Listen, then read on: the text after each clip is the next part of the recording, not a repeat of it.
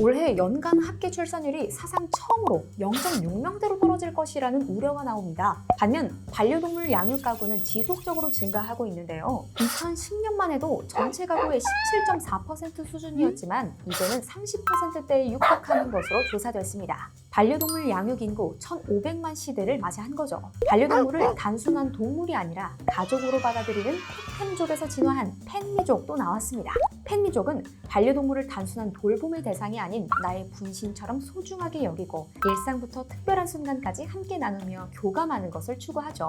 이러한 반려가구의 급증과 함께 관련된 법도 수차례 개정됐습니다. 그러나 일상생활과 가장 맞닿은 민법과 형법에서는 반려동물을 가족으로 분신으로 인정하지 않습니다.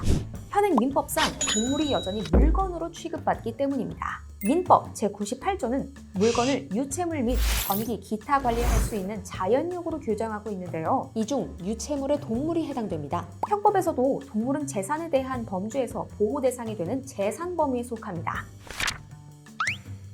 반려동물을 가족같이 여기는 사람이 늘면서 자녀 양육권 소송처럼 다툼이 벌어지는 경우가 늘었다고 합니다. 재밌는 사례 하나를 살펴볼까요? 30대 김모 씨는 부인과 협의 의논 중 반려견을 누가 키울지를 놓고 다퉜습니다. 김 씨는 본인의 제안으로 강아지를 입양했으니 자신의 소유라고 주장했고 부인은 실제로 강아지를 보살핀 사람이 맡아야 한다고 싸웠는데요. 결국 강아지는 부인이 맡아 키우고 김 씨가 한 달에 한 번 강아지를 만난다는 내용으로 합의서를 썼습니다. 다만 반려견 병원비나 장례식 등 목돈이 들어갈 때는 부부가 반반씩 비용을 부담하기로 했죠. 양육권 분쟁으로 볼 수 있지만 엄밀히 따지면 소유권 분쟁입니다. 민법상 반려동물은 여전히 물건에 해당하기 때문이죠. 유체물이기 때문에 반려동물이 의료사고로 죽음을 맞거나 피해를 입더라도 적절한 보상이 이루어지지 않는다고 하는데요. 실제로 한 네티즌은 의료사고로 반려견이 사망해 경찰에 신고했습니다. 그러나 병원 측은 잘못을 시인하고 소송을 제기하라고 했다고 하는데요. 의료사가 나더라도 현행법상 동물병원의 법적 책임을 묻기 어렵습니다. 민사소송을 제기한다 해도 재산상 손실 이상으로 평가받기 어렵고 정신적 손해배상도 제한적입니다. 이런 상황에 아직 법안이 국민의 정서를 따라가지 못하고 있다는 의견이 많은데요. 일상생활 속 문제가 자주 발생되면서 반려동물 양육 가구를 위한 개정안이 다수 발의됐으나 지지부진한 상태입니다. 2021년 법무부가 동물은 물건이 아니다라는 조항을 신설하는 민법 개정안을 발의했지만 국회 문턱을 넘지 못했습니다. 법안의 발전이 아예 없는 것은 아닙니다. 2022년에는 동물보호법 전부 개정안이 공포됐습니다. 동물학대를 예방하고 반려동물 관리를 강화하는 내용으로 유기되거나 학대받은 동물을 구조하고 보호하는 내용이 담겼어요. 그렇다고 동물학대가 감소했냐고요? 그건 아닙니다. 실제로 동물권행동 카라에 따르면 2022년 3월부터 1년간 동물보호법 위반 혐의로 고발한 건수는 13건이지만 그 다음에 개정법 시행 이후 20건으로 오히려 고발이 늘었습니다. 이에 대해 단체는 동물이 죽거나 다치지 않을 경우 학대 행위 자체만으로 처벌에 어려움이 있기 때문이라고 설명했습니다. 가해자를 재판에 넘긴다고 해도 대다수는 벌금형 처분으로 그칩니다. 법원 행정처의 동물보호법 위반 1심 처리 내역을 보면 최근 5년간 정식 재판을 받은 346명 중 실형을 받은 피고인 역시 19명뿐입니다.